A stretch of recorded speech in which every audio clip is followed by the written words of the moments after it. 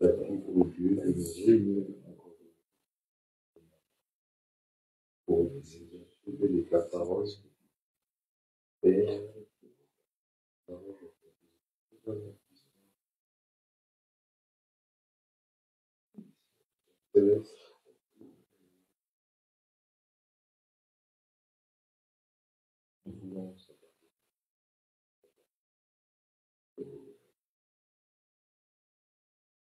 et à ce moment,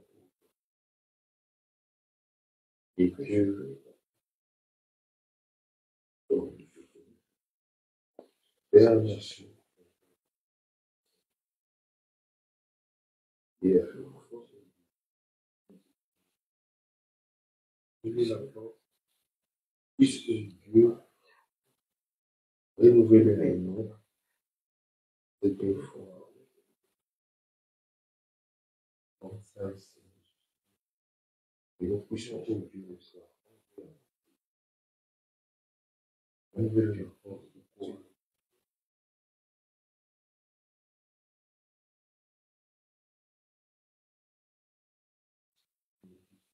Le grand jour s'est levé, Dieu nous a visités. Voici des temps nouveaux, chantons gloire à l'agneau. Nous recevons de Christ ce qui l'avait promis, le Saint-Esprit est là.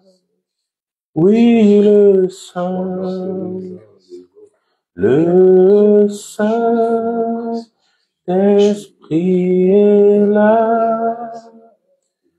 Le Saint-Esprit est là.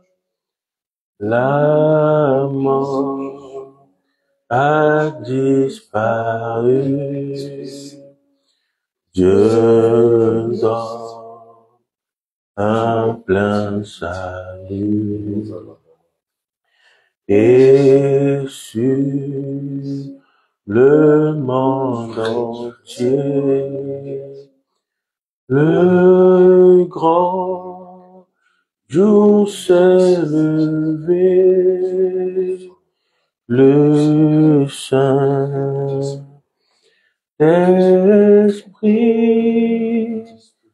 est là. L'obscurité s'enfuit, la lumière a jailli, chasser des cœurs troublés, toute incrédulité. Car Christ, le roi des rois, répand l'esprit de foi, le Saint-Esprit est là. Oui, le Saint-Esprit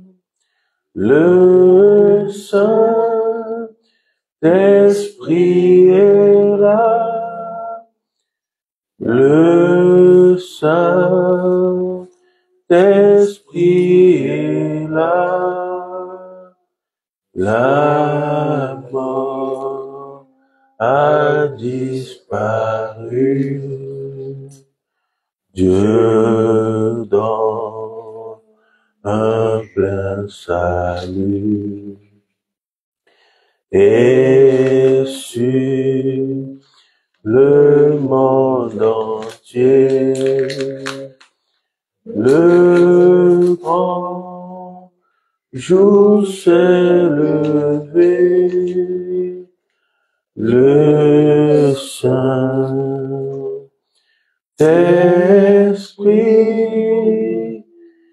est là.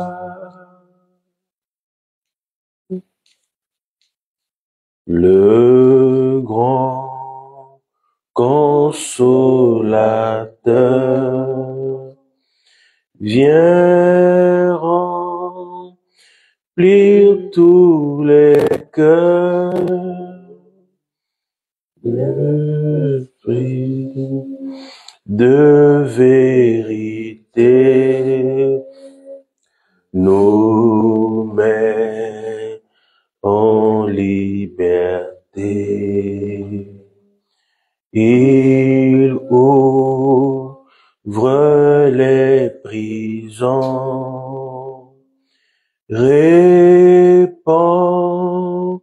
la guérison,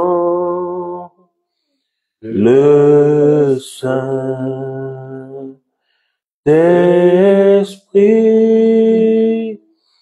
est là. Oui, le Saint-Esprit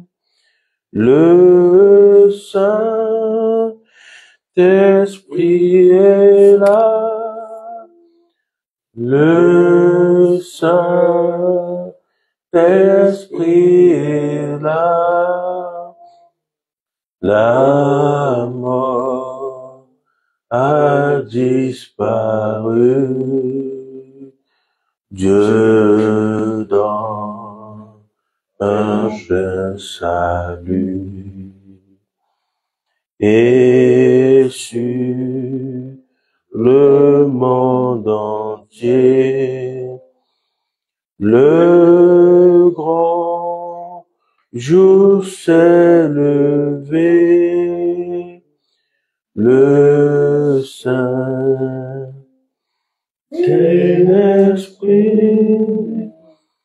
est là. Que tous les rachetés chantent leur liberté. Christ a tout accompli. Il a donné l'esprit. Voyez trembler l'enfer, car dans tout l'univers, le Saint-Esprit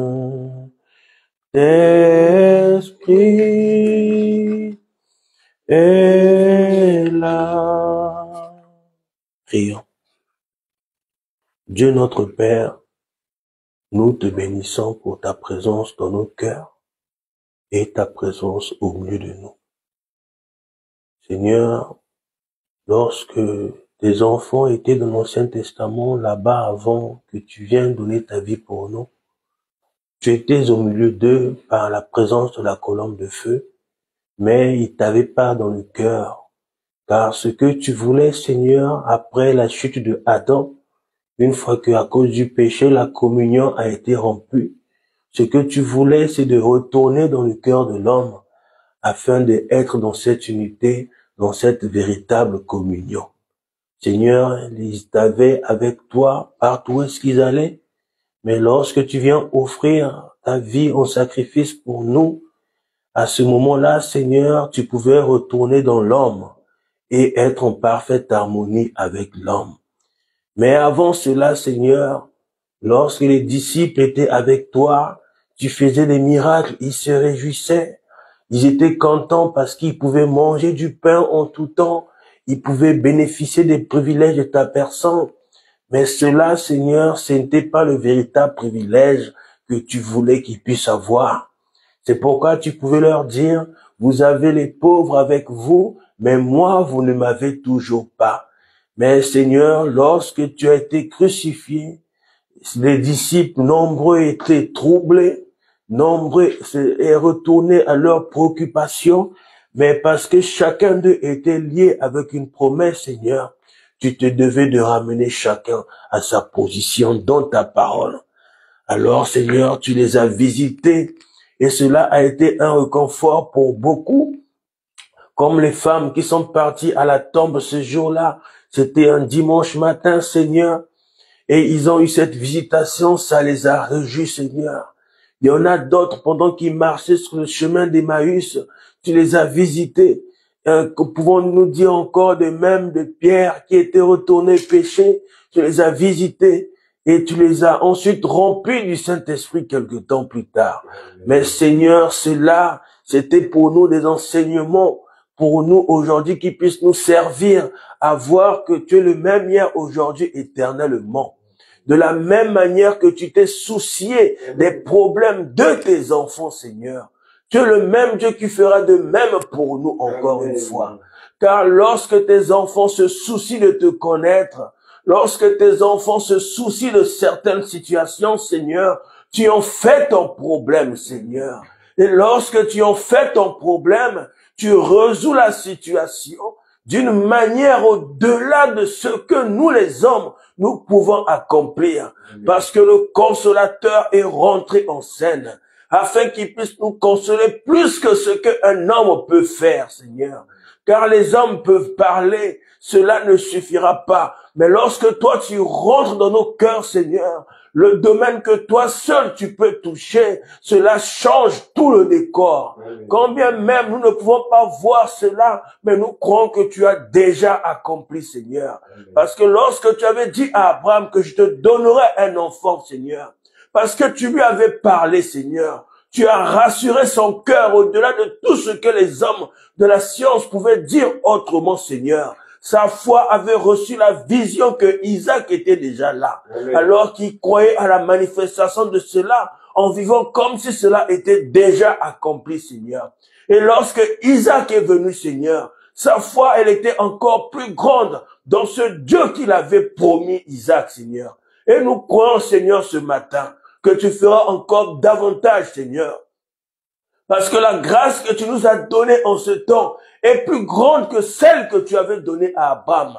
Parce que Abraham n'avait pas reçu le Saint-Esprit. Abraham n'avait pas reçu les 7 sceaux, les 7 tonnerres. Et comme l'est dit dans ta parole, à ceux dont il a été beaucoup donné, il sera beaucoup demandé. Grande est notre responsabilité, Seigneur. Mais parce que nous sommes des hommes, Seigneur, remplis de hauts et de bas, remplis d'échecs, Seigneur. Notre seule prière ce matin que nous pouvons dire, Seigneur, viens prendre notre place, Seigneur, afin que nous puissions pas commettre d'échecs à tes yeux, Seigneur, afin que nous puissions pas commettre d'erreurs à tes yeux, Seigneur. Mais parce que toi, tu vas agir en nous, Seigneur, nous saurons que nous serons dans ta parfaite volonté, afin d'agir selon ta parfaite volonté et ton désir, Seigneur. Prends encore une fois ta parole ce matin. Donne-la nous, Seigneur. Éloigne l'homme qui parlera. Nous ne voulons pas de la pensée de l'homme, Seigneur. Cela ne nous a jamais aidés. Cela ne aidera jamais, Seigneur. Éloigne l'homme aussi qui écoutera, Seigneur, afin qu'il puisse recevoir entièrement de toi, Seigneur. Dispose les cœurs, ainsi que tous ceux qui n'ont pas pu être là, qui suivent d'une manière comme d'une autre, Seigneur. Mais nous croyons, comme le dit dans ta parole, que l'épouse en ce temps de la fin croie à toute la parole et qu'il est agréable et doux pour les frères de demeurer ensemble. Alors, Seigneur, nous réclamons les rétrogrades. Nous te prions de restaurer leur foi. Nous réclamons tous ceux qui sont faibles d'une manière comme d'une autre. Peu importe les églises où est-ce qu'ils sont, Seigneur. Visite tes enfants puissamment, Seigneur. Restaure-les, Seigneur. Car je serai un égoïste, Seigneur, derrière cette chair, sans réclamer aussi la grâce pour mes frères et sœurs partout dans le monde. Peu importe les églises qui sont, peu importe les serviteurs qui se tiennent là, Seigneur, que ce soit toi, le Saint-Esprit, qui parle encore en faveur de tes enfants, afin que l'on puisse voir les fruits de ton amour dans tout un chacun. Amen. Bénis encore une fois ta parole. Viens prendre la prééminence sur la suite de chaque chose. Dans le nom de Jésus-Christ. Amen. Amen.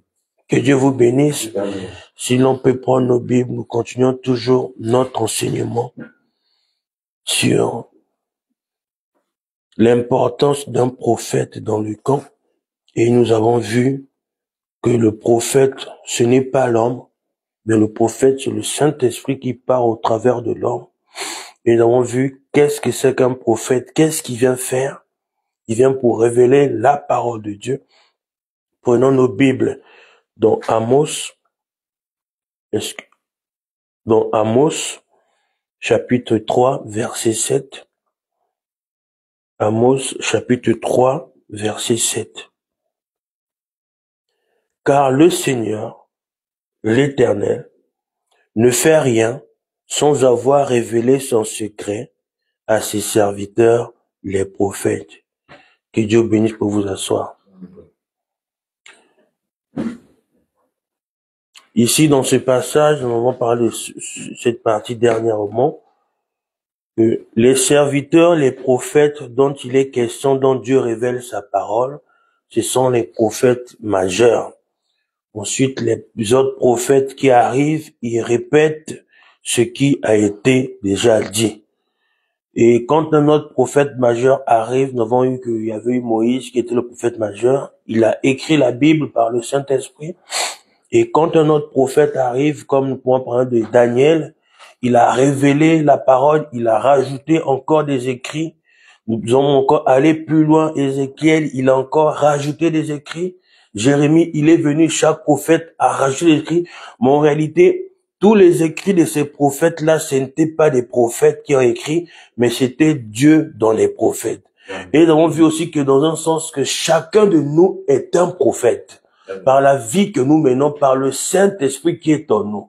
Et nous avons vu, nous en parlerons même plus tard, plus loin, que une personne qui reçoit le Saint-Esprit, par la vie qu'il mène, c'est plus que la prédication d'une personne.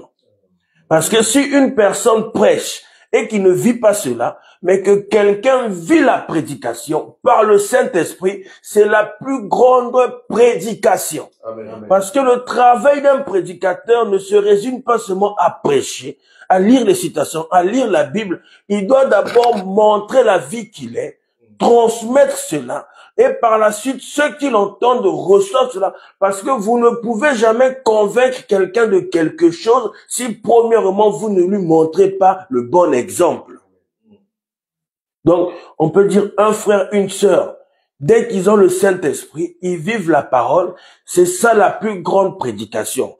Et le travail d'un ministre, d'un prédicateur, d'un pasteur, la chose la plus importante, la plus primordiale, au-dessus de toute chose, c'est de ramener les gens à recevoir le Saint-Esprit.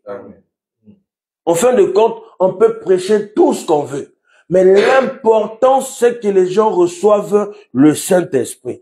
Et si on lit dans Osée, chapitre 12, verset 13, Osée, chapitre 12, verset 13, la Bible dit, par un prophète, l'Éternel fit monter Israël hors d'Égypte. Et par un prophète, Israël fut gardé. Et nous avons vu dernièrement que Israël, durant tout le temps qu'ils étaient, depuis l'Exode, depuis l'arrivée de Moïse, jusqu'au départ de Moïse, Dieu veillait toujours que dans le camp de son peuple d'Israël, qu'il y ait toujours un prophète. Parce que quand on voit les enfants d'Israël, après que Moïse est parti, Josué est venu, il a répété ce que Moïse a dit. Josué est parti.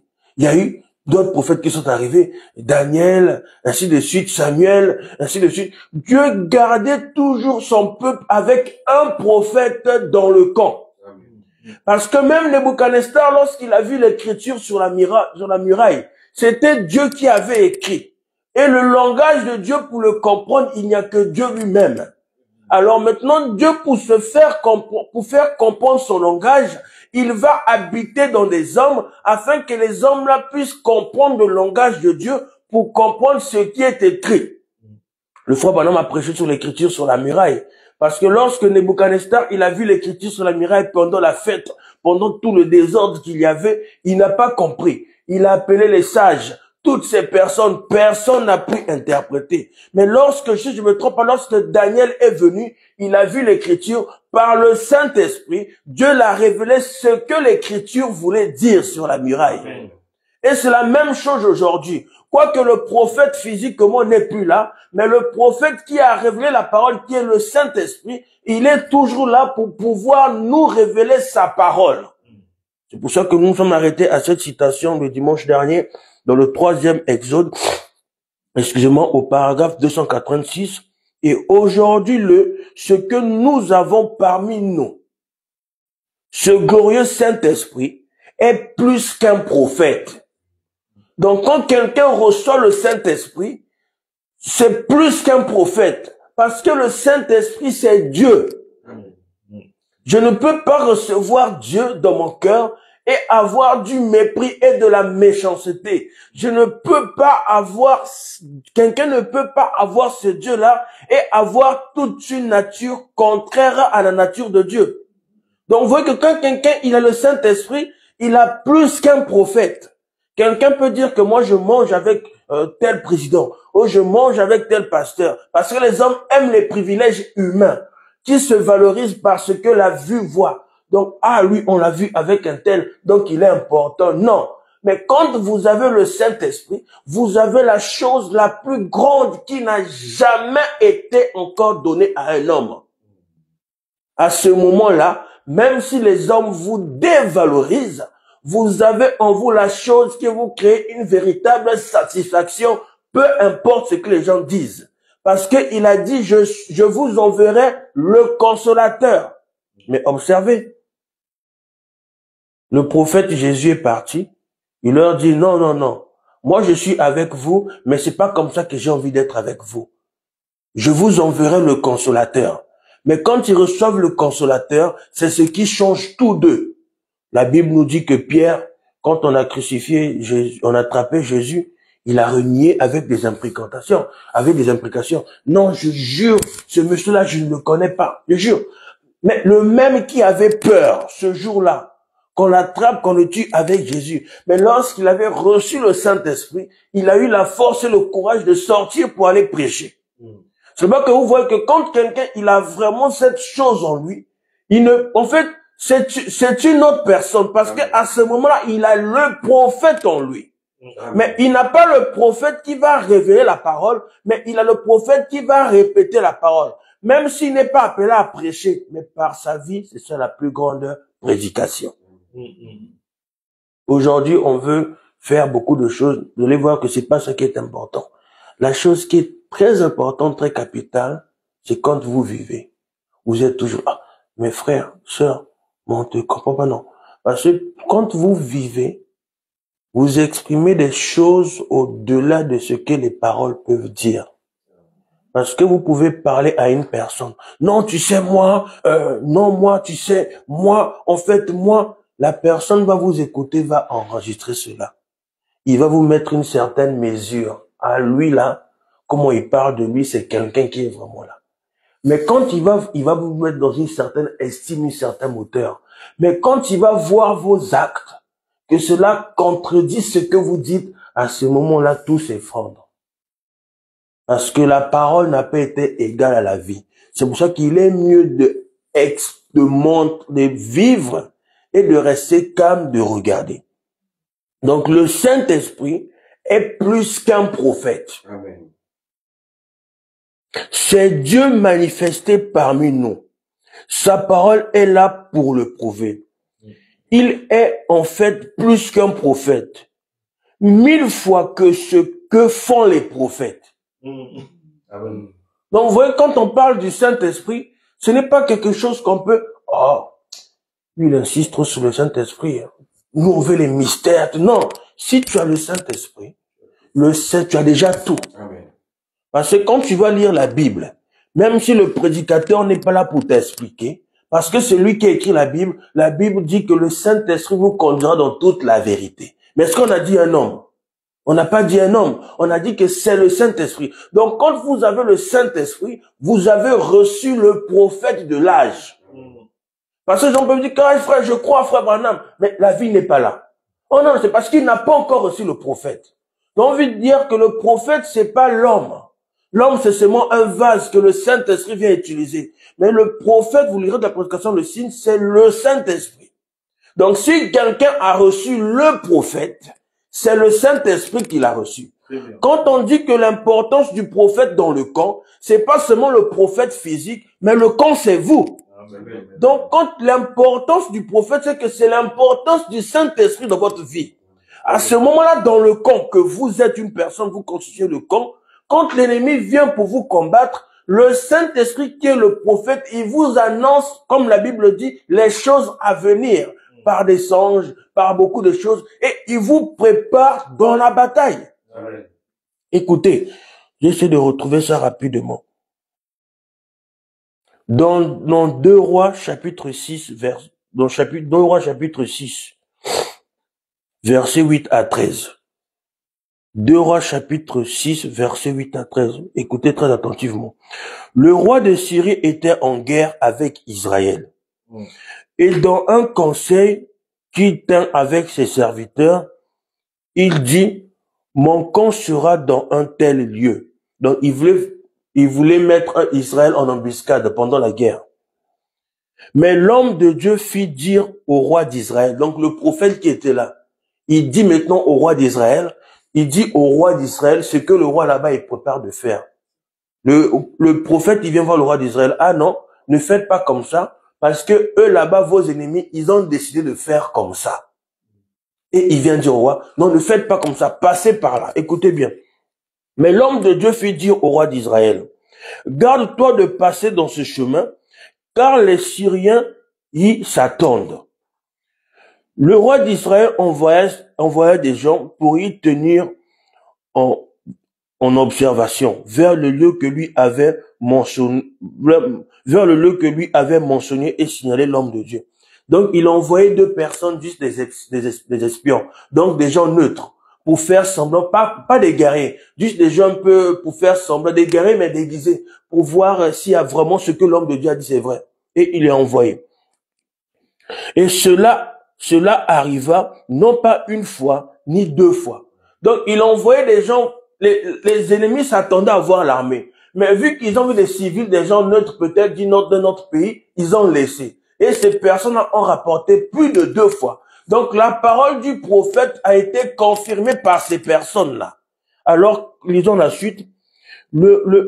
Lisons la suite au verset 11. Le roi de Syrie en a eu le cœur agité. Il appela ses serviteurs et dit, ne voulez-vous pas me déclarer lequel de vous est pour le roi d'Israël? Donc, ils trouvaient pas ça normal que ils ont fait un conseil et que lorsqu'ils veulent tendre en embuscade le peuple d'Israël, plusieurs fois ça ne marche pas, comme si parmi eux il y avait un espion qui racontait tout au peuple d'Israël. Donc, il dit ici, ne voulez-vous pas me déclarer lequel de vous est pour le roi d'Israël? Donc, s'il y a quelqu'un qui aime Israël ici, ils le disent. Alors, le roi cherchait un traître parmi eux. Au verset 12, l'un de ses serviteurs répondit, personne, ô mon Seigneur. Le serviteur, il fait rassurer au roi que ici, là, entre nous ici, il n'y a pas des espions. Nous tous ici, on déteste Israël. Personne, mon Seigneur. Mais Élisée, le prophète qui est en Israël, rapporte au roi d'Israël les paroles que tu prononces dans ta chambre à coucher. Amen. Donc, tout ce que le roi disait en secret là-bas, Dieu le révélait à Élisée, et Élisée le disait au roi afin qu'il se prépare pour la guerre. Mais le roi n'a pas compris. Au verset 12, vous allez voir que le roi n'a pas compris. Au verset 13, le roi dit ceci. Et le roi dit, allez et voyez où il est, et je le ferai pendre. On vient lui dire, voici, il est à Dothan. Donc le roi s'est dit que tout ce que je dis dans la chambre, lui, il entend. En fait, il n'a pas compris. Quand on disait que c'est tout ce qui se dit dans la couche, dans la chambre, c'est tout ce qu'il fait dans le secret. Peu importe qu'il n'y ait personne qui le sache, Dieu entend cela, il le révèle à son prophète, et son prophète le prend, il le révèle à son peuple. Et le peuple se prépare. C'est la même chose aujourd'hui. Vous allez lire dans les Sceaux, lorsque le diable, il envoie tel cavalier, le cheval, j'ai oublié les couleurs, le cheval pâle, le cheval rouge, Dieu envoie une onction à son peuple pour pouvoir contrecarrer cette onction-là. Donc, vous voyez, le rôle du prophète, il va révéler beaucoup de choses cachées au peuple de Dieu, afin que ceux-ci puissent agir conformément à ce que Dieu veut qu'ils puissent agir, qu'ils puissent en avoir les bénéfices de la présence de ce prophète. Mais aujourd'hui, il n'y a plus un prophète physique, mais le même prophète qui était voilé dans le prophète physique pour pouvoir agir, révéler la parole, c'est le même prophète qui habite en nous aujourd'hui, pour nous faire comprendre la parole, pour nous donner la parole, pour nous dire ce que Dieu il a dit dans sa parole. Donc, j'ai entendu, mais maintenant j'ai vu le prophète sur paragraphe 71. C'est poussé par le Saint-Esprit qu'autrefois, des hommes l'ont écrit la Bible. Voyez-vous, c'est Dieu qui l'a écrit par l'entremise des hommes. Tout comme un prophète qui prononce sa parole, ce n'est pas la parole du prophète, c'est la parole de Dieu, voyez, par l'entremise du prophète. Donc, tous les prophètes qui ont écrit la Bible, ce n'était pas leur parole.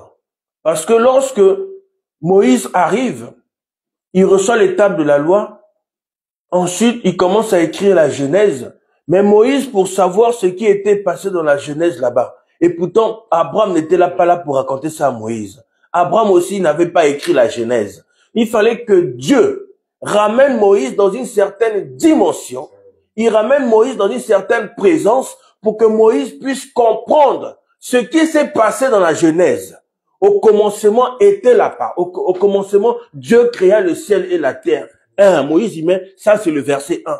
Au commencement, le 4e jour, Dieu créa ceci. C'était Dieu qui était en train de donner à Moïse comment écrire la Bible, même les versets, même les chapitres. Parce que vous allez voir que si vous racontez quelque chose à quelqu'un, combien vous lui dites l'exacte vérité, lorsqu'il va le prendre, il va vous le dire un autre, vous lui répétez exactement pareil, il arrivera que chez quelqu'un, ça ne sera plus pareil. Parce que l'esprit à laquelle vous allez dire la chose, la personne n'aura pas forcément la capacité de la transmettre. Parce que vous allez voir une chose que, si quelqu'un, il a du mépris à votre égard, on lui demande d'écrire votre biographie, il ne dira pas des bonnes choses. Non. C'est naturel.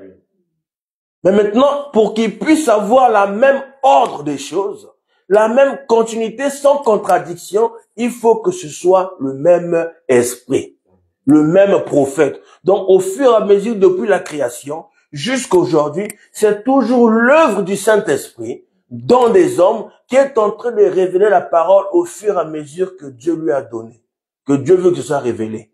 Il dit dans cet âge un peu, dans cet âge un peu, dans cet âge un peu, dans cet âge un peu. Quand on arrive dans l'âge de la Odyssée, il dit non, ici il faut tout révéler. Il faut tout dire. Parce qu'il n'y a plus rien que je peux cacher à mon peuple. Je leur donne tout. Écoutez, le prophète dit encore ceci, dans Il est ici plus que Salomon, au paragraphe 35, dans tous les âges, il a donné ses glorieux dons spirituels. Et remarquez toujours la venue d'un don spirituel, d'un véritable don. Un soir, je voudrais parler de la voie du don, mais si le Seigneur le veut. Mais généralement, ces dons sont toujours annoncés par des prophètes. Donc chaque prophète qui arrive, il va prêcher, il va annoncer la venue d'un nouveau prophète par les Écritures. Un autre prophète, comme Moïse l'a dit, Dieu vous préparera un prophète comme moi. On arrive, on lit le livre Malachie 3. Quand on lit Malachie 3, et pourtant le prophète Malachie, dans la Bible, il a parlé de Malachie 3, il a parlé de Malachie. Donc, chaque prophète annonce la venue de celui qui va venir. Or, il ne connaît pas le visage de celui qui viendra physiquement, mais il parle par des caractéristiques particulières. Et quand les enfants de Dieu voient ces caractéristiques-là, ils reconnaissent que, c'est lui le prophète. Vous allez voir un peu plus loin dans la Bible, quand nous allons y venir tout à l'heure, c'est que même les disciples qui ont mangé avec Jésus, quand ils ont vu Paul, ils ont discuté avec Paul sur les Écritures, ils ont reconnu que c'était Paul le prophète de l'âge. C'est pour ça que Pierre pouvait dire dans la Bible, que ceux qui ne sont pas bien affermis, ils vont tordre le sens de ce que Paul dit. Ils ne vont pas bien comprendre. C'est le problème aujourd'hui. Ceux qui ne sont pas bien affermés, ils vont tordre le sens de ce que Frère Branham dit. Pourquoi? Parce que l'esprit n'est pas là. Parce qu'une personne est affermie lorsque le Saint-Esprit est en lui pour l'affermir. Parce que ce n'est pas par la capacité humaine qu'on peut saisir ce que Dieu veut. Même combien une mère, un père dit à un enfant, pas faire comme ça, si l'enfant ne rentre pas dans l'esprit des parents, il ne pourra pas exactement comprendre combien il a entendu. Donc, on peut tous entendre, mais comprendre va au-delà de cela. Ça, en fait, quand on comprend, c'est recevoir même l'esprit de ce qui avait été dit. Parce qu'on peut dire une phrase, mais l'esprit qui est derrière, c'est ce qui va influencer la personne. C'est comme on va prendre nos GPS.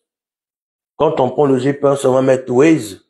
Vous partez à un endroit, c'est marqué danger police à 500 mètres. Nous tous, nous disons que c'est marqué police à 500 mètres. Mais quelqu'un qui vient d'installer nouvellement l'application, il ne va pas comprendre que c'est pas la police. À force d'expérience, il va comprendre que non. Quand le GPS là, Waze dit que attention, police dans 500 mètres, c'est pas la police, mais c'est le radar. Parce que selon la loi, il est interdit de dire que non, ici c'est le radar. Dans d'autres GPS, ils vont pas dire ici c'est le radar. Dans d'autres GPS, pour contourner la loi, vu que la loi interdit d'annoncer les zones de radar, pour contourner la loi, ils vont dire attention, zone de danger.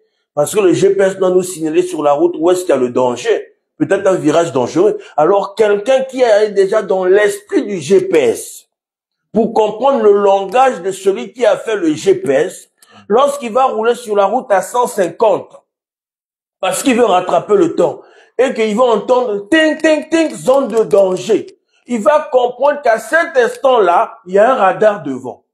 Mais celui qui ne connaît pas le langage là, il va continuer à rouler pour qu'il les fait flasher. Vous voyez qu'en fait, pour comprendre quelque chose, il faut avoir l'esprit qui a prononcé la chose. C'est pour ça que dans tout, vous allez voir que Jésus, il dit, cherchez premièrement le royaume des cieux. Et le reste vous serait donné par-dessus. Il n'a pas dit, le reste vous serait donné. Il a dit par-dessus. Or, si Dieu il dit que le reste vous serait donné par-dessus, c'est que avant qu'il vous donne quelque chose pour mettre par-dessus, c'est qu'il y a d'abord quelque chose qui vous a d'abord donné. Si je viens ici, je pose cette Bible par-dessus, cette table, c'est parce qu'il y a déjà la table. Si si je pose ici, je ne peux pas dire je le pose par-dessus. C'est qu'il y a un vide, il n'y a rien, ça va tomber. Mais si la Bible dit le royaume de Dieu vous est donné et le reste vous serez donné par-dessus, c'est qu'il y a d'abord quelque chose qu'on doit recevoir et les autres qui viendront par la suite vont soutenir cette chose-là. Si on donne à quelqu'un des millions de il n'y a rien pour soutenir cela par-dessus, mais tout va s'effondrer. C'est d'où est-ce que vous allez voir que il n'y a pas un plus grand mystère dans la Bible, depuis la Genèse jusqu'à l'Apocalypse, que de recevoir le Saint-Esprit. Parce que c'est le but pour lequel Dieu est mort. C'est pour que nous, on puisse recevoir le Saint-Esprit. C'est rien d'autre. Continuez à lire. Mais généralement, vous voyez, ces dons sont toujours annoncés par des prophètes. Donc, un prophète annonce la venue d'un autre. Un prophète annonce la venue d'un autre. Mais quand tu arrives ici au dernier âge, il n'y a plus d'autres prophètes qui vont venir. C'est fini. Et quand vous voyez un prophète entrer en scène, ça montre que le jugement est proche. Vous allez voir, Moïse, quand il est rentré, les enfants d'Israël ont compris c'est le temps de l'exode, qui vont sortir de l'Égypte. Or, il y a toujours deux lois dans la venue d'un prophète. Pour d'autres, c'est le jugement, parce qu'ils l'ont rejeté. Pour d'autres, c'est la miséricorde. Donc, ceux qui rejetaient Moïse, ils prenaient le jugement. On va voir que même un peu plus loin, lorsqu'il y a eu du trouble pendant l'exode dans le désert, il est arrivé un moment où il ne pouvait plus, il supportait plus toutes ces choses. Alors, Dieu a oué Moïse s'est tenu là, la terre s'est ouverte. Les gens sont partis vivants en enfer. La terre s'est ouverte. Alors Moïse a dit, pour ceux qui sont pour Dieu, sois avec moi. Pour ceux qui sont contre Dieu, ils tombent là. Donc on voit que ce n'est pas quand on dit que j'ai reçu le prophète, ce n'est pas dire que je connais les citations, non, c'est dire que j'ai reçu le Saint-Esprit. Parce que le prophète dans cet âge, c'est Frère Branham est juste un vase. Mais le véritable prophète lui-même le dit, c'est le Saint-Esprit qui vient révéler la parole. Mais maintenant, il n'est plus là. On doit recevoir le prophète. Quel prophète? Le Saint-Esprit. Or, c'est un signe. Quand nous voyons entrer en scène un prophète de Dieu identifié, à l'époque de Jérémie, à l'époque de Daniel, à l'époque de Jean-Baptiste, à l'époque du Seigneur Jésus, et tout au long, quand un prophète entre en scène, c'est le moment où Dieu va prononcer sa parole. Les nations la rejettent et alors le chaos s'installe. Donc, ça a toujours été comme ça. Dieu va toujours envoyer un prophète. Et vous allez voir qu'en Israël, lorsque un prophète sortait, ça attirait l'attention de tout le peuple. Lorsque Samuel sortait pour aller oindre David, parce que nous connaissons tous l'histoire, Saoul avait rejeté Dieu, Dieu avait rejeté Saoul parce que il n'écoutait pas ce que Samuel lui disait, il faisait qu'à sa tête, il était plein de cupidité, beaucoup de choses. Alors quand Dieu l'a rejeté, Dieu s'est choisi un nouveau roi, David. Mais maintenant, lorsque Dieu révèle à Samuel ce qu'il va faire et qu'il a choisi, alors Samuel dit, Seigneur, quand je vais sortir, qu'est-ce que je vais dire au peuple? Parce que le peuple d'Israël savait que quand le prophète sortait, fallait le suivre. Parce qu'il avait un message à donner. À moins que le prophète lui dise, restez ici, j'arrive. Mais il voulait pas attirer l'attention. Alors, il dit à Dieu, mais qu'est-ce que je vais dire quand je rencontrerai quelqu'un? Il dit que non, tu dis que je vais juste offrir un sacrifice, un truc simple.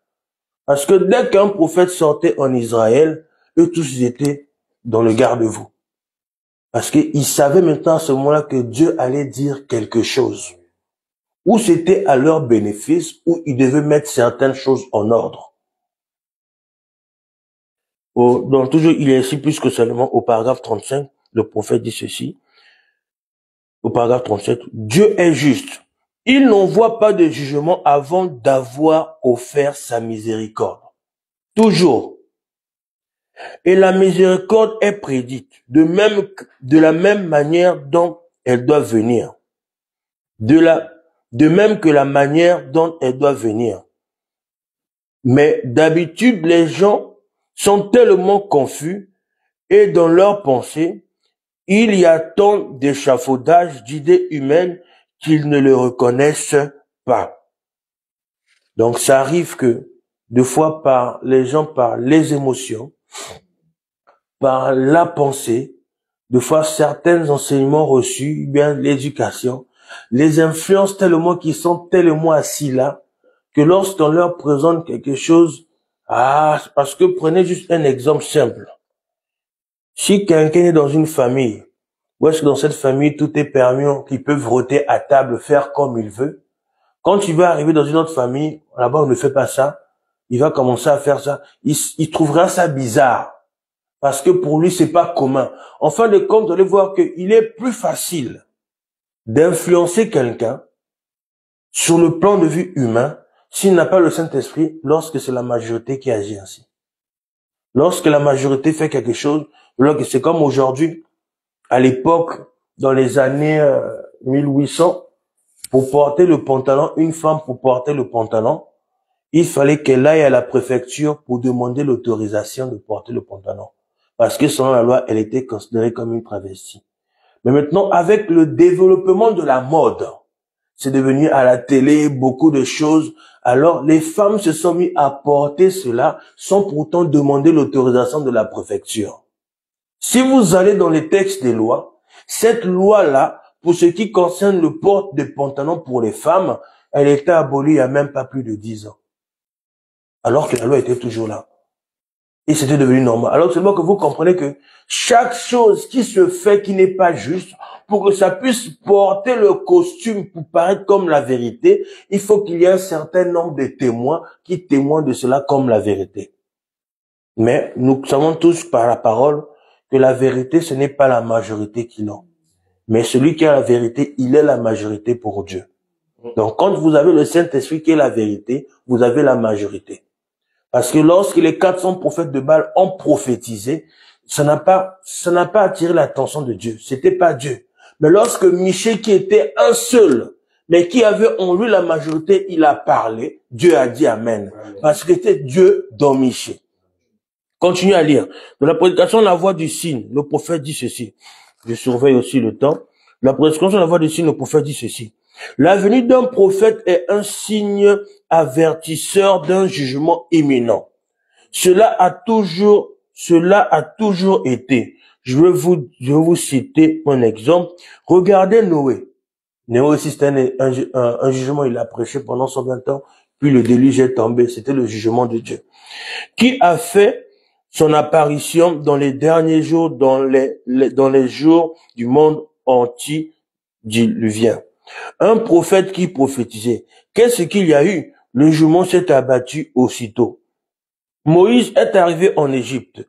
Un prophète accompagné des signes d'un prophète. Qu'est-il arrivé? Le jugement s'est abattu sur l'Égypte tout de suite après. Donc, vous allez voir que à chaque fois qu'un prophète arrive, il y a toujours un jugement qui arrive. Mais le prophète est venu, le Saint-Esprit. Nous l'avons reçu. Ceux qui ne l'ont pas reçu, ils sont déjà dans le jugement. Parce que rejeter le Saint-Esprit, c'est rejeter la grâce de Dieu. Humainement, on peut être en désaccord. Mais rejeter Dieu, c'est rejeter la grâce de Dieu. Parce que vous allez voir, si vous écoutez la prédication d'accusation, lorsque les gens ont maltraité Jésus, ils l'ont craché, ils ont fait des choses, observez ce que Jésus a dit. Jésus les a dit, c'est dans la Bible, hein, c'est Dieu lui-même qui parle. Ils ont craché sur Jésus, ils lui ont tapé, ils lui ont fait des choses, il a dit une chose. Cela vous est pardonné. Mais quand le Saint-Esprit viendra, si vous agissez de la même manière, cela ne vous sera pas pardonné. Donc vous comprenez que le Saint-Esprit, l'œuvre là du Saint-Esprit dans cette dispensation dans laquelle nous sommes aujourd'hui, le rejeter, c'est être plus pire que ceux qui ont rejeté Jésus en ce temps-là. Parce que les gens peuvent dire, ah, moi, si j'étais au temps de Jésus, j'allais croire, vraiment, j'allais être bien comme ça, parce que j'allais, non. Parce que la même attitude que les gens, ils ont aujourd'hui, c'est la même attitude que les gens, ils avaient à l'autre époque là-bas. Comme on a déjà parlé une fois lors de l'identification, c'est à cause de ces mêmes esprits-là qu'il y avait là-bas, qui ne sont pas encore anéantis, qui ont grandi avec le temps, qui viennent habiter dans les gens, qui leur donnent une certaine nature. Donc le même Saint-Esprit, qui est en train de chevaucher dans le temps, jusqu'à aujourd'hui, bientôt on parle d'enlèvement, il est encore plus mature. Donc ce qui fait qu'il y a des choses qu'on peut même pas se retrouver là-dedans.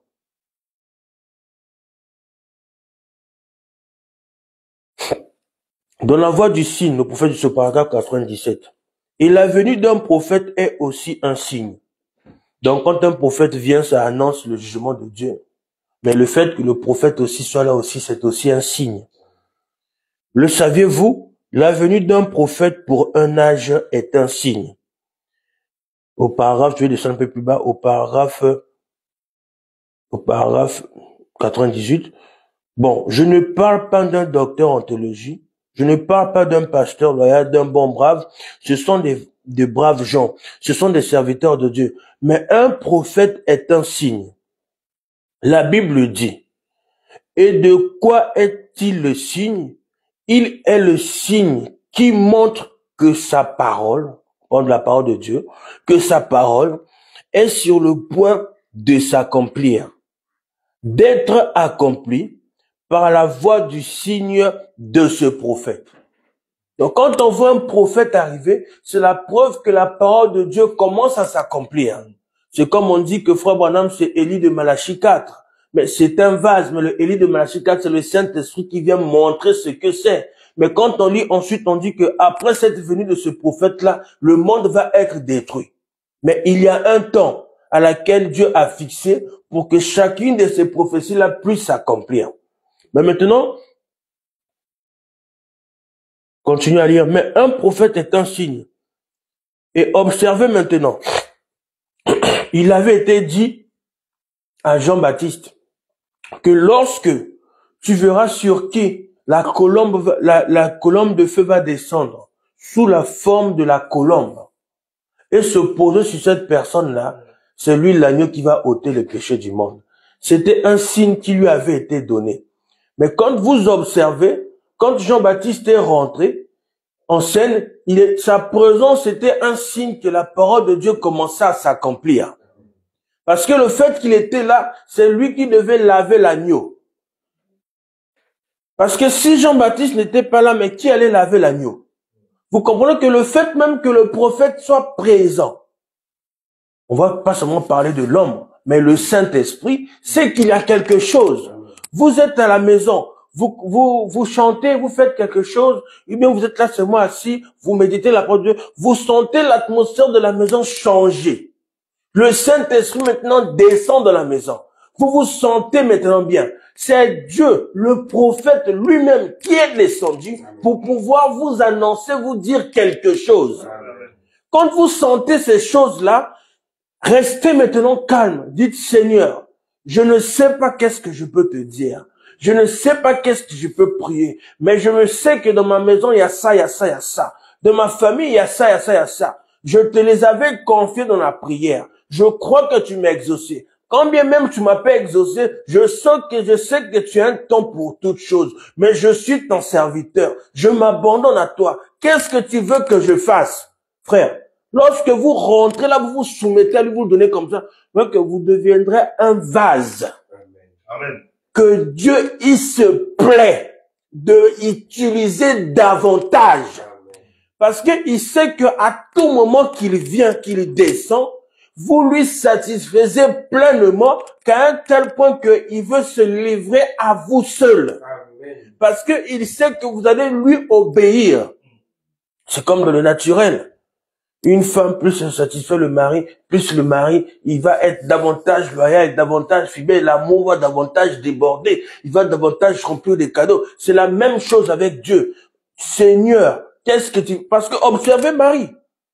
Quand Gabriel est venu, c'était comme un prophète qui venait donner le message à l'église, que la parole là va s'accomplir. Marie a regardé, l'écriture est quand même compliquée, mais je crois ça quand même. Mais maintenant, elle a dit, bon, vu que je n'arrive pas à comprendre comment ça va s'accomplir, comment ça va se faire, mais je me repose sur ce que toi tu m'as dit. Pas que je n'arrive pas à comprendre, non, c'est compliqué, ça ne s'est jamais fait, mais parce que toi tu me dis, et je sais qu'en lisant la Bible, que toi tu avais dit beaucoup de choses, ça s'est accompli, je sais que tu ne mens pas, alors je vais quand même te croire, aveuglement. Et la parole de Dieu s'accomplit, et Dieu veut qu'on avance comme ça avec lui. Et plus vous êtes sensible à cette voix-là, plus vous allez avoir une position de quelqu'un d'infaillible. Parce que à chaque fois que Dieu, cette petite voix vous parlera, d'une manière comme d'une autre, vous saurez ce que vous devez faire. Combien même les situations vont être comment vous allez rester. Mais sœur, il y a des trucs là, tu ne dis rien. Et vous voulez que moi je vous dise quoi? Si je vous dis quelque chose, ça va être la parole d'un homme. Ça peut être comme de l'huile que je vais jeter dans le feu. Mais ce que je peux dire, c'est ce que Dieu veut que je puisse dire. Mais vu qu'il m'a dit de ne rien dire, de ne rien faire, je reste tranquille. C'est ce que Michel pouvait dire. On lui a dit, écoute Michel, tu dois prophétiser comme tout le monde. Comme ça, tu vas bien t'entendre avec nous, on va t'arranger des choses comme ça là. Michel a dit que non, je ne dirai que ce que Dieu me dira de dire. Donc, vous voyez qu'il y a un moment, on doit arriver à un point où est-ce que, quand il y a des situations, on remet entre les mains de Dieu qu'on ne puisse juste attendre à lui.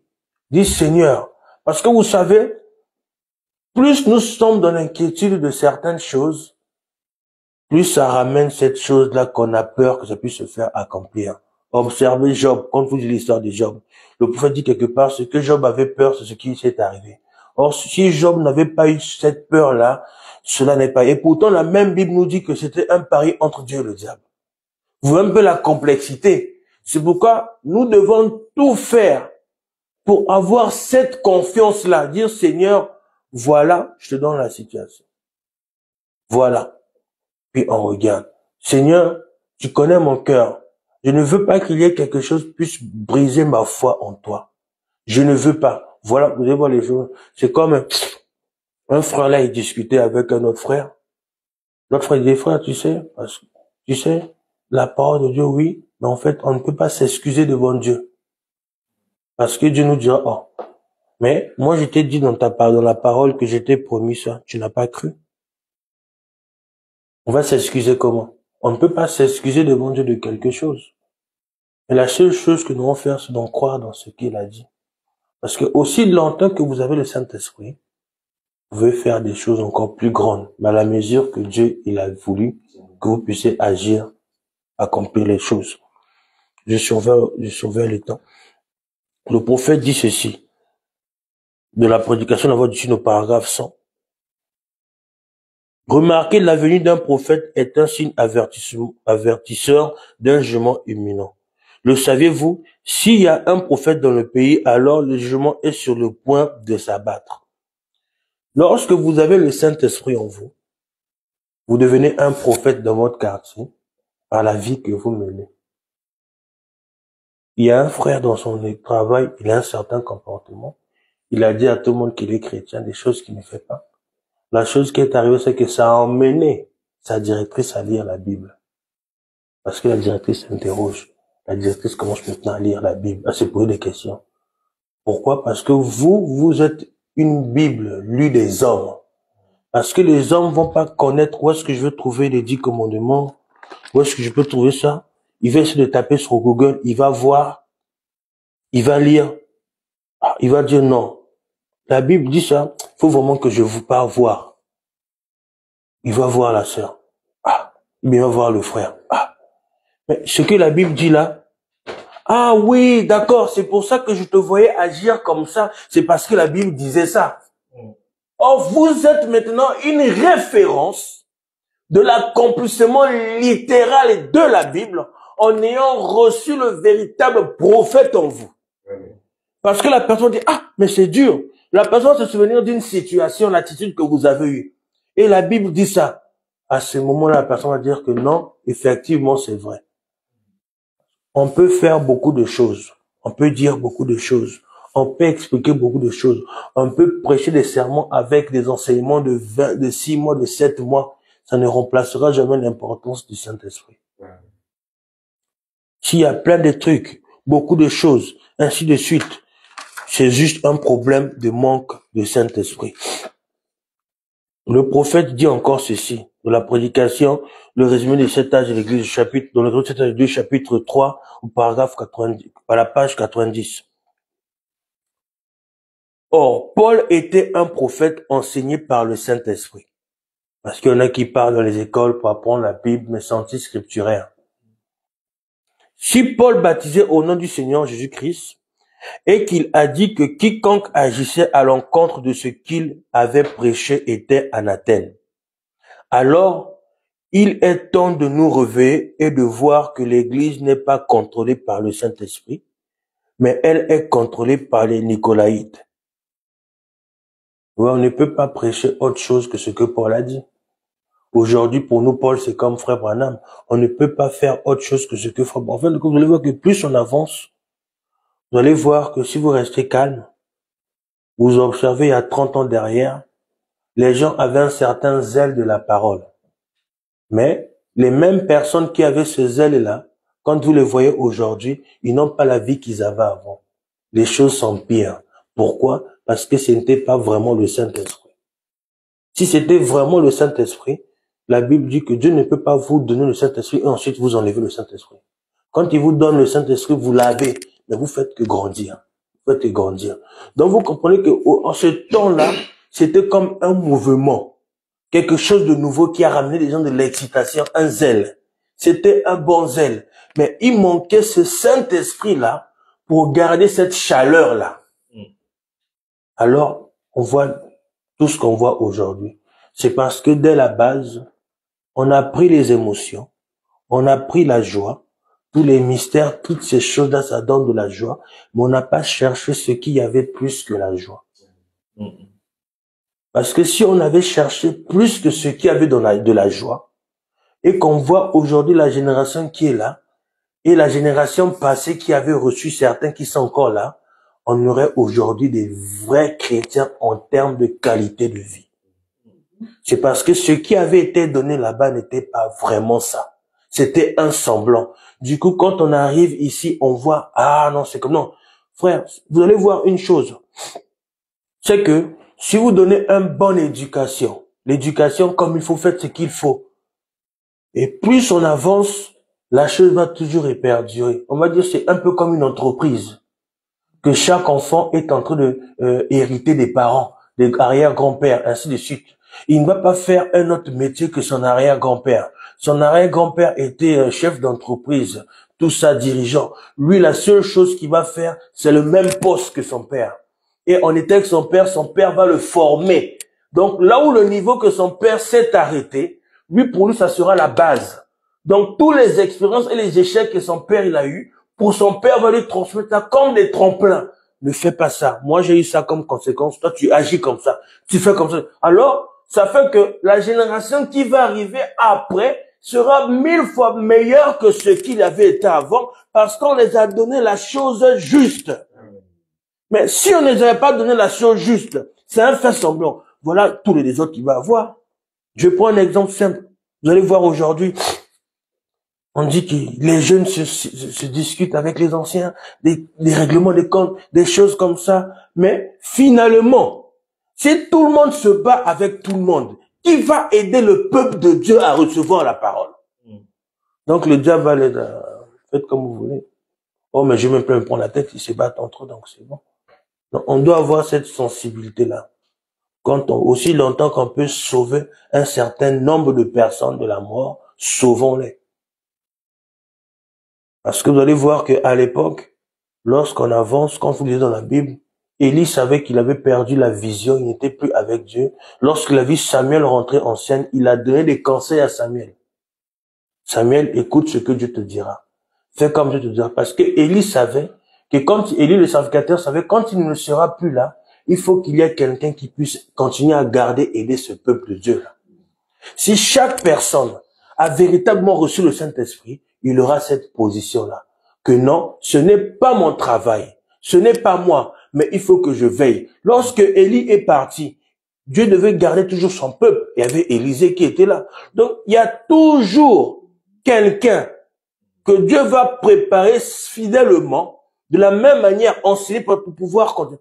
Mais si on ne donne pas aux gens ce qu'il faut, ils agiront par rapport à ce qu'ils ont reçu. En fait, tout le problème, il est là. Continuez à lire. Dans Actes chapitre 20, versets 27 à 30. Car je vous ai annoncé tout le conseil de Dieu, sans en rien cacher. Ça, c'est Paul qui avait dit ça en son temps. Il a dit aux autres. Le frère Branham aussi, il vient, il dit la même chose. Prenez donc garde à vous-même, à tout le troupeau sur lequel le Saint-Esprit vous établit évêque pour paître l'église du Dieu, qu'il s'est acquise par son propre sang. Je sais qu'il s'introduira parmi vous après mon départ des loups cruels qui n'épargneront pas le troupeau et qui s'élèvera du milieu de vous des hommes qui enseignera des choses pernicieuses. La Bible n'a pas dit des gens qui vont s'élever là-bas, qui vont venir, mais des gens qui sont au milieu. C'est pour ça qu'on dit, ah, le message, les gens, ils sont comme ça, le message, les prédicateurs se disputent. C'est pas ça le message. Le message, c'est Christ. Parce que le message, c'est la parole. Le message, c'est Dieu. On dit encore quelque part que le message, c'est l'arche de Noé. Mais si vous observez dans l'arche de Noé, le lion n'a pas mangé la brebis. Le lion ne sait pas discuter avec le serpent. Le lion ne sait pas discuter avec le crocodile. Le lion, en fait, chaque animal était en paix avec lui-même d'abord. Si quelqu'un n'est pas en paix avec lui-même, il ne va pas bien agir avec vous. Parce qu'il veut que vous puissiez être dérangés comme lui. C'est ça que vous voyez qu'aujourd'hui, les enfants de Dieu n'arrivent pas à avancer spirituellement à cause de la vie des prédicateurs, des ministres, des pasteurs. Se chamaille, papa. Les gens sont là aussi, ils regardent. Vous ne devez pas regarder ça. Restez avec Dieu. Amen. Fixez vos yeux sur Dieu. C'est une telle discrétion que ça va souiller votre expérience. Et des conflits, non, c'est pas important. Restez avec Dieu.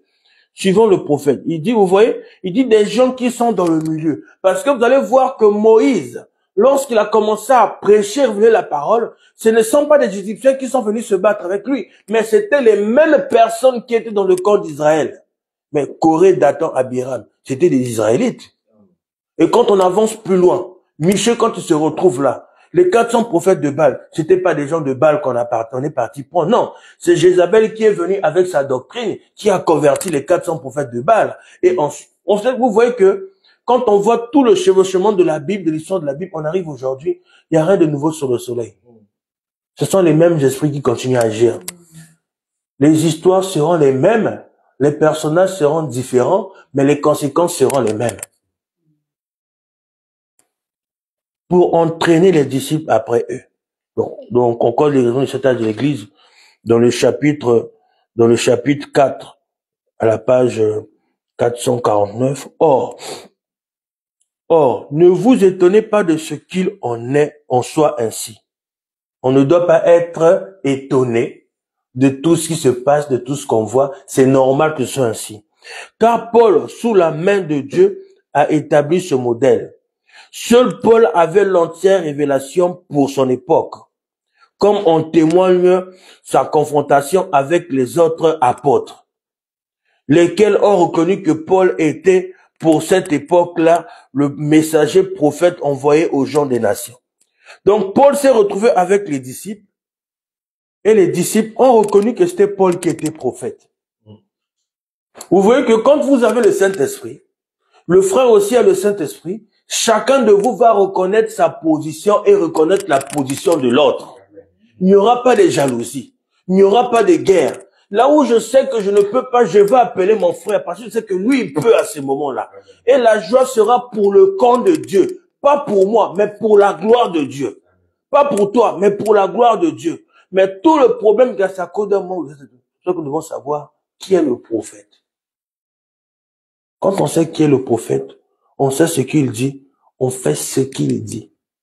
À l'ensuite de cet enchaînement-là, je parlerai sur quel est votre absolu et la vie de l'absolu en vous. Vous verrez que la personne qu'on admire le plus, c'est celui-là dont on reçoit plus l'influence. Observez même les jeunes filles à l'école, ou bien les jeunes garçons à l'école. Ah, moi je veux jouer au foot comme Mbappé. À force de regarder les vidéos il va commencer à avoir cette influence-là.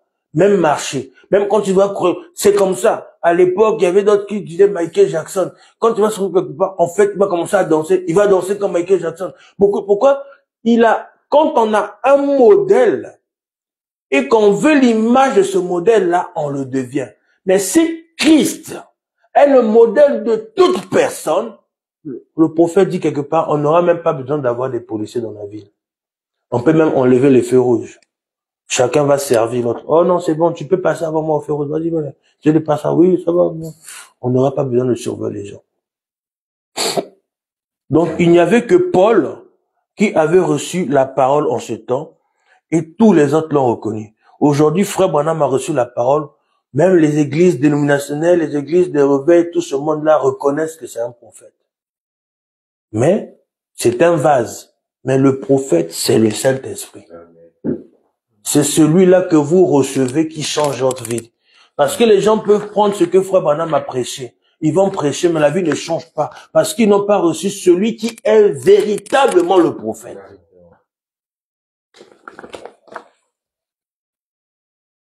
Remarquez ainsi ce qu'il est bien illustré dans la parole. Quand Paul désirait se rendre en Asie, Dieu l'a empêché, car les brebis, ses enfants, se trouvaient en Macédonie. Et eux, les Macédoniens, entendraient ce que l'Esprit avait à dire à travers Paul, alors que les gens d'Asie ne l'entendraient pas. Vous voyez? Dieu dit à Paul, tu ne pars pas là-bas, tu pars là-bas. Or, Dieu part. Il va envoyer son prophète, il va envoyer le Saint-Esprit, là où Dieu sait que sa parole aura un bénéfice pour les gens. C'est pour ça qu'il envoyait, quand il envoyait Jonas. Et quand il envoyait Jonas, il a dit à Jonas, tu pars là. Jonas s'est entêté pour partir là.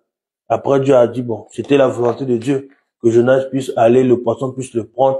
Tout ça, c'était dans le plan de Dieu. Parce que celui qui avait mis le caractère de Jonas comme ça, c'était Dieu. Nous tous, nous qui sommes ici assis, et d'autres qui suivent, personne ne peut dire que le caractère que j'ai, c'est moi-même qui l'ai fait. On est dépendant d'une partie de cela. et ça nous influence dans beaucoup de choses. Nous ne sommes pas responsables, c'est Dieu qui a voulu qu'on puisse avoir ce caractère. Vous allez voir par exemple Moïse, lorsque Dieu dit à Moïse, Moïse, écarte-là, je veux frapper ce peuple. C'était l'Esprit de Dieu en Moïse qui dit non, avant que tu le frappes, tu le frappes. Et Moïse était très patient. Il supportait beaucoup de choses. Mais quand on arrive à Élie, lui, ça passait pas. Élie, quand il a vu les 400 prophètes de Baal, ah, moi, je dois les tuer. Parce que c'était des personnes avec des caractères différents, mais la même nature de Dieu pour accomplir la même volonté de Dieu. Donc, combien on peut avoir des caractères différents, mais quand on reçoit le Saint-Esprit, on a le même objectif, on a le même motif, ça nous ramène à avoir la même nature. C'est vrai qu'il y a des choses qu'on va manger ensemble, on va pas forcément apprécier plus ou moins, dû à certains lieux, certaines coutumes, certaines habitudes, mais la nature et l'attitude vis-à-vis de la parole, elle sera la même. Amen. Je vais lire cette dernière citation, après je vais m'arrêter. Dans le résumé de cette église, de chapitre 9, à la page 223, le prophète dit ceci. Or, pourquoi ces faux prophètes s'opposent-ils aux vrais prophètes et jettent-ils le discrédit sur son enseignement? Quand on parle du vrai prophète, c'est pas seulement Frère Branham, c'est aussi vous. Parce que vous êtes aussi des prophètes. Donc, il y a toujours des gens qui vont jeter le discrédit sur vous. Pour emmener les gens à se tenir loin de vous, alors que vous êtes une fontaine de bénédiction pour les autres. Vous n'êtes pas la fontaine, mais vous êtes une fontaine. Parce que quand les gens viennent vous voir pour demander des conseils, pour discuter, ils sont toujours bénis par les paroles que vous allez dire. Parce que c'est plein de sagesse, plein de douceur, plein de bénédictions. Ça les réconforte, ça les fait du bien. Alors tout le temps, quand il y a un truc, votre téléphone sonne. C'est parce qu'il sait que vous allez leur dire quelque chose qui sera leur bénéfice et non leur raison de chute. Quand bien même que ces personnes ont mal agi, quand ils vont vous entendre parler, rien que par votre présence, ça va déjà leur procurer la paix à cause de Dieu qui est en vous. D'où il est très important que nous puissions jalouser notre expérience, notre relation avec Dieu. Pour toujours dire, Seigneur, je veux être une bénédiction pour mon frère. Pour cela, vis davantage en moi. Continuez à lire. C'était à prévoir, puisque c'est ce qu'ont fait leurs prédécesseurs du temps d'Akab, quand ils se sont opposés à Michée. Ils étaient 400 et ils étaient tous d'un même accord. Écoutez mes autres, ils étaient 400, ils étaient tous d'un même accord. Et pourtant, quand ils ont prophétisé, ils ne sont pas concertés. Ils ont seulement vu, chacun a prophétisé, ils ont tous dit la même chose. Exactement la même chose. Il continue à lire. Et comme ils disaient tous la même chose, ils ont séduit des gens. Amen. Tu en prends tout le quartier là, il y a un problème. Ils disent tous la même chose. La police va les croire. Même si celui qui dit la vérité, il dit la vérité. On va dire, monsieur, il y a plusieurs personnes qui témoignent contre vous. Comment vous maintenez toujours cette version? Mais on ne doit pas oublier une chose. Dieu est notre témoin. Parce qu'il connaît la fin avant le commencement. Il est notre juge. Il est aussi notre avocat. Donc, parce qu'il est le témoin, il a vu tout ce qui va se passer dans notre vie. Il est notre avocat, celui qui va intercéder pour nous. Il est aussi celui qui va nous juger. Mais il ne peut que dire que tu n'as rien fait, je te bénis, je te délivre, ainsi de suite. Parce qu'il sait réellement ce qui va arriver à la fin de tout. Il connaît le moindre désir de ce qu'il y a dans le cœur. Alors, il est celui-là même qui peut défendre notre cause, peu importe les situations. Donc, ils ont séduit les gens, parce que c'est la majorité qui a parlé. Mais un seul prophète, un seul avait raison, et tous les autres avaient tort, parce que Dieu avait confié la révélation à un seul. Donc, dans chaque âge, Dieu donne la révélation à un seul. Et personne ne peut rajouter, personne ne peut retrancher à ce qui est déjà dit. Je ne peux pas venir ici dire que j'ai reçu une révélation et je prêche, ah non, non, non. Il ne peut pas avoir de révélation en dehors de ce que Frère Branham a déjà dit, en dehors de ce que la Bible dit déjà. Parce que ce que le Frère Branham dit, c'est dans la Bible. Quand il parle de Moïse, c'est dans la Bible. Et pour comprendre certaines choses, vous allez prendre le Frère Branham, toujours aussi la Bible. Vous allez voir que, je lis ce passage pour qu'on puisse comprendre, je vais m'arrêter là, que le prophète ne vient pas comme ça. Le prophète, c'est le Saint-Esprit. Il ne vient pas comme ça. Oui, il y a un homme qui était là, qui est Dieu, il est utilisé, mais le même prophète, il est dans le camp. Vous êtes le camp de Dieu. Il habite en vous. Nous, quand nous sommes réunis ici, le même prophète est là, encore le Saint-Esprit, pour révéler sa parole. Écoutez, dans 2 Rois chapitre 4, versets 38 à 41. Je vais m'arrêter là. Élisée revint de Gilgal, et il y avait une famine dans le pays. Comme les fils des prophètes étaient assis devant lui, on peut parler des prédicateurs aujourd'hui. Donc Élisée était comme le prophète majeur, puis il y avait les prédicateurs, et bien nous tous ainsi de suite.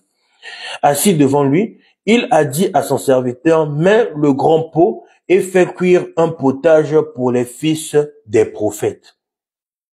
L'un d'eux sortit dans les champs pour cueillir des herbes et trouva de la vigne sauvage. C'est la Bible qui dit que c'était de la vigne sauvage, mais lui il ne sait pas c'était quoi. Vous allez voir. Il trouva de la vigne sauvage et il cueillit des coloquintes sauvages, plein son vêtement. Quand il entra, il coupa en morceaux dans le pot où était le potage, car on ne les connaissait pas. Donc, il a seulement pris des herbes qu'on connaissait pas, il a coupé pour mettre dans les potages. Il s'est dit que bon, peut-être que c'est une épice, c'est des feuilles de laurier. Il a juste mis comme ça. Mais la Bible ici est en train de donner la nature de la plante, c'est de la vigne sauvage. Au paragraphe 40, on servit à manger à ces hommes. Mais dès qu'ils eurent mangé du potage, ils s'écrièrent, la mort est dans le pot. L'homme de Dieu, en parlant du prophète Élisée, ils ne purent manger au pluriel. Donc les prophètes, là, les enfants des prophètes ne purent pas manger. Et Élisée dit, prenez de la farine. En jetant dans le pot, il dit, sers à ces gens et qu'ils mangent. Et il n'y avait plus rien de mauvais dans le potage, dans le pot. Donc ils ont rajouté des choses qu'il fallait pas rajouter. Cela a ramené la mort. Le prophète, il vient, Dieu lui révèle ce qu'il faut faire. Non, mettez de la farine dans la soupe. Ça va plus tuer quelqu'un. Ils ont mangé, ça les a fait du bien. D'où nous devons rester avec ce que Frère Branham dit. Nous devons rester avec ce que le message dit. En dehors de ce que la Bible dit, il n'y a pas. Donc, vous voyez que si le prophète n'était pas dans le camp à ce moment-là, il allait avoir beaucoup de morts. Parce que celui qui a appris la plante là, cette manière de faire, il a cru que c'était bon. C'était bien. Parce que je peux, par exemple, vous allez voir dans la nature, dans le domaine culinaire de la gastronomie, un cuisinier va faire à manger, il va prendre des fois des fleurs, il va mettre dans le plat, il va manger, mais quelqu'un qui n'a pas la maîtrise de la botanique, pour savoir qu'il y a des fleurs qui sont comestibles et des fleurs qui ne sont pas comestibles, il peut prendre le poison, mettre dans la nourriture de nos gens. Vous voyez qu'on ne peut pas servir aux gens de n'importe quoi. On doit savoir d'abord ce qu'on fait avant de servir aux gens. Que Dieu vous bénisse richement. Amen. On a incliné la tête, on a prié. Dieu notre Père, nous te bénissons pour ce que tu es pour nous, pour ta parole que tu nous as donnée. Et nous ne voulons pas être indifférents à cela. Mais veille sur nous, car par-dessus tout, Seigneur, nous sommes des hommes, et aucun de nous ne peut veiller sur l'autre, mais toi seul tu peux veiller sur nous. C'est pourquoi lorsque les 3 Hébreux se sont retrouvés devant la fournaise, Seigneur, aucun ne pouvait supporter la peine de l'autre, mais chacun pouvait supporter sa propre peine. C'est pourquoi Méchak pouvait dire à Shadrach, as-tu vraiment la foi pour rentrer là? L'autre pouvait parler à l'autre, oui, j'ai reçu la foi. Est-ce que toi, tu es sûr de toi sur la foi avant de poser la question? Seigneur, parce que là, il n'était pas question de la foi d'un groupe, mais il était question de la foi individuelle. Et lorsqu'ils sont approchés du feu, Seigneur, la Bible nous dit que le feu a brûlé les liens et ensuite a tué celui qui les escortait. Mais Seigneur, comment expliquer le feu qui brûle les liens, mais qui ne brûle pas les habits? Comment expliquer le feu qui brûle celui qui les accompagnait de la fournaise, mais ne brûle pas les 3 Hébreux? Seigneur, nous comprenons tout simplement que même avant qu'ils puissent rentrer dans la fournaise, tu avais déjà commencé à les délivrer. Parce que le feu, Seigneur, qui les enveloppait, Seigneur, n'a pas pu les brûler, mais brûler l'ennemi, parce qu'ils ont oublié une chose, que le premier feu à briller, c'était toi, Seigneur, la colonne de feu, le Saint-Esprit. Et tu gardes toujours le contrôle sur toutes les choses. Et lorsque tes enfants, ils sont rentrés dans la fournaise ardente, ta Bible nous dit qu'il y a eu une 4e personne qui était toi, Seigneur, avec eux, afin de leur parler, de leur réconforter. Que combien même, Seigneur, lorsqu'ils s'apprêtaient à rentrer au ciel, il y avait une conférence, il y avait une réunion, un état d'urgence qui a été déclenché, Seigneur, Dieu, il a commencé à discuter avec les anges. Qui vais-je envoyer? Seigneur, Absinthe pouvait dire, Seigneur, tu connais comment j'ai détruit autant de Noé là-bas par la pluie. Envoie-moi, je vais éteindre ce feu tout de suite. Tu as dit, non, je sais que tu es fidèle, tu peux le faire, mais reste là. Et Gabriel s'est tenu là, Seigneur, tu me dis juste, je descends, je vais tout faire, Seigneur. Et tu l'as dit, oui, je connais ta fidélité. Mais non, c'est pas ça. Parce que, Seigneur, tu voulais agir d'une manière que cela puisse satisfaire ton cœur. Alors, pour que cela puisse satisfaire ton cœur, Seigneur, toi-même, tu es descendu au milieu de tes enfants, afin de leur montrer qui tu étais, Seigneur. Et nous croyons que, Seigneur, celui qui était descendu là-bas de la fournaise, c'est toujours le même Seigneur Jésus-Christ. Comme tu as dit dans ta parole, le Jéhovah de l'Ancien Testament, c'est Jésus-Christ dans le Nouveau Testament. Et nous croyons, Seigneur, le même Jésus-Christ qui était avec les enfants d'Israël, avec tous les disciples, avec tous les apôtres, avec tous les patriarches. Tu es le même Jésus-Christ ici ce matin avec nous, Seigneur. Le même Saint-Esprit pour agir en conséquence, Seigneur, conformément à ta parole. Car nous croyons, Seigneur, que cette parole n'est pas sortie en vain, mais elle s'est saisie de nous afin que nous puissions regarder au véritable prophète ta parole et nous soumettre entièrement à cela, Seigneur. Bénis-nous encore une fois, Seigneur. Garde-nous pour la semaine qui va commencer, ainsi que pour tout ce qui va être fait, les dîmes, les offrandes, nous les remettons entre cette main. Bénis, pourvois à tes enfants, Seigneur. Donne-leur davantage ce qu'il y a de meilleur. Parce que nous voyons, Seigneur, que tous les systèmes économiques mondiaux sont en train de s'effondrer. Il y a la famine spirituelle qui est en train de se battre, qui est en train de s'abattre. Il y a la famine physique qui est en train de se manifester davantage. Mais nous savons, Seigneur, comme en ce temps-là, Seigneur, cette veuve qui a obéi à ta parole, ni l'huile, Seigneur, ni la farine n'a manqué dans sa maison. Pendant qu'il y avait la farine dans le pays, la famine dans le pays, Seigneur, elle était en train de jubiler parce qu'elle avait un pot dont la farine ne pouvait pas se finir. Elle avait un pot dont l'huile ne pouvait jamais finir, Seigneur. Elle a mangé, Seigneur, à sa faim pendant que d'autres avaient la famine. Qu'il en soit pour nous physiquement et spirituellement, Seigneur. Remplis-nous de ta parole, Seigneur. Et pourvois aussi pour tes enfants par-au-delà de tout. Car, Seigneur, nous savons, Seigneur, que lorsque le corps n'est pas disposé, comme l'esprit est disposé, c'est difficile pour l'esprit qui est en nous de recevoir. C'est pourquoi nous te prions, Seigneur, de disposer davantage le corps, de le renouveler davantage, afin que nous puissions être davantage disposés à te recevoir et à t'être agréable en tout lieu. Oui. Pour tout ce qui va suivre, nous te bénissons. Nous te remettons encore tout en tes mains. On croit que tu nous as déjà exaucés. Dans le nom de Jésus-Christ. Amen. On va juste couper la connexion, on va prier tous ensemble.